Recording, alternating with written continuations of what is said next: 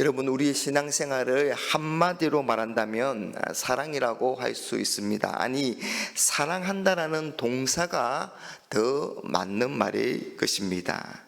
신앙생활은 하나님이 먼저 나를 사랑하심으로 시작되었습니다.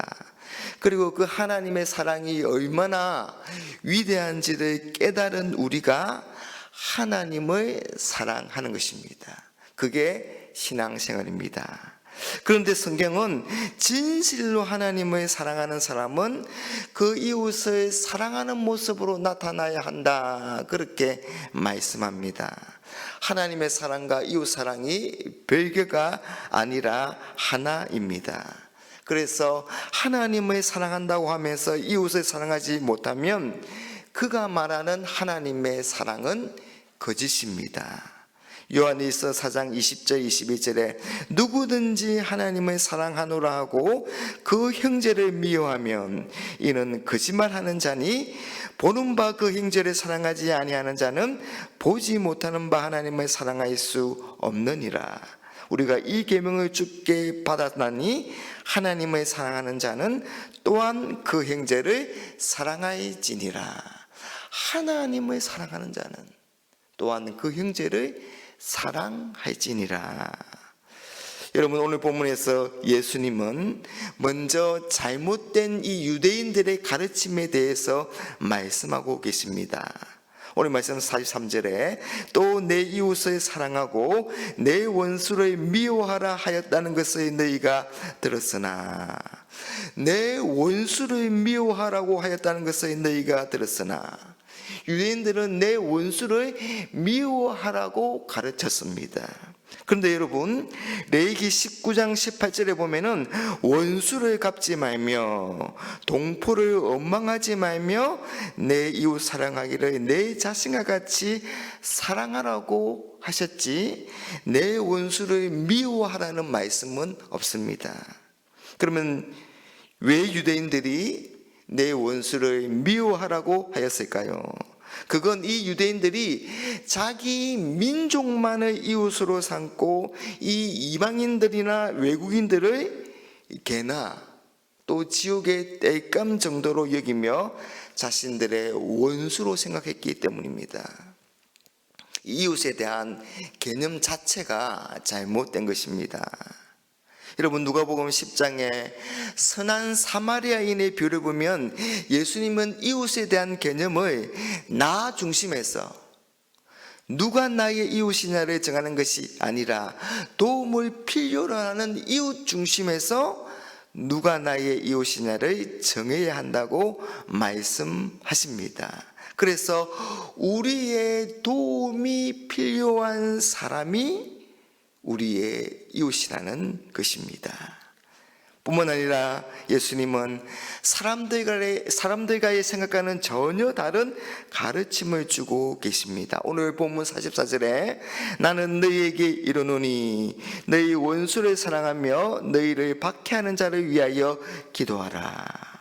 예수님은 우리들에게 너희의 원수까지라도 사랑하라, 그렇게 말씀합니다. 여러분, 그리스도인은 한마디로 사랑의 사람인데 원수까지도 사랑하라는 것입니다. 사랑할 수 없는 사람을 사랑하고 기도해 줄 수 없는 사람을 위해서 기도하라는 것입니다. 요한복음 13장 34절에 새 계명을 주노니 서로 사랑하라고 하시면서 그 뒤에 말씀을 보면 내가 너희를 사랑한 것 같이 너희도 서로 사랑하라, 그렇게 말씀하십니다. 여러분, 우리가 이웃을 사랑하는 기준은 내가 아니라, 세상이 아니라 주님입니다. 주님이 나를 사랑하신 것처럼입니다. 여러분, 주님이 우리를 어떻게 사랑하셨습니까? 여러분, 하나님의 사랑은 아가페의 사랑입니다. 여러분, 하나님의 사랑은 절대적으로 주는 사랑, 희생적인 사랑, 모든 조건을 뛰어넘는 사랑, 무조건적인 사랑인 것입니다. 요한일서 4장 9절 말씀에 하나님의 사랑이 우리에게 이렇게 나타난 바 되었으니 하나님이 자기의 독생자를 세상에 보내심은 그로 말미암아 우리를 살리려 하심이라. 하나님은 우리를 사랑하시고 우리를 구원하시기 위해서 하나님의 독생자 예수님을 이 땅에 보내주시고 우리 죄를 대신해서 십자가에서 죽게 하셨습니다. 여러분, 우리는 이 놀라운 하나님의 사랑을 보고 듣고 경험한 사람들입니다. 그렇습니다. 우리는 이 놀라운 하나님의 사랑을 경험하며 그리스도인으로 살아가고 있습니다. 그리고 그 사랑 가운데 우리의 인격을 만들어가고 있고, 이 사랑 안에서 우리가 자라가고 있고, 이 사랑을 실천하는 자로 우리가 세워져 가고 있는 겁니다. 원수까지도 사랑하는 이런 사랑, 예수님은 가르치신 대로 실천하셨습니다. 우리에게 모범을 보여주셨습니다. 예수님이 십자가에서 달려 돌아가실 때 아버지, 저들을 사하여 주옵소서. 저들이 지금 무슨 일을 하는지 알지 못합니다. 예수님은 자신의 목 박는 사람들을 위해서 기도하셨습니다. 그리고 예수님을 잘 믿었던 스데반도 돌에 맞아 순교하면서 주여 이 죄를 그들에게 돌리지 마옵소서, 그렇게 하면서 예수님과 똑같이 기도합니다. 또한 예수님의 참 제자였던 손양은 목사님은 자신의 두 아들을 죽인 그 살인범을 용서했습니다. 뿐만 아니라 그 사람들을 양아들로 삼았습니다. 이 목사님의 딸인 손동희 근사님이 나는 오빠들을 죽인 저 사람들을,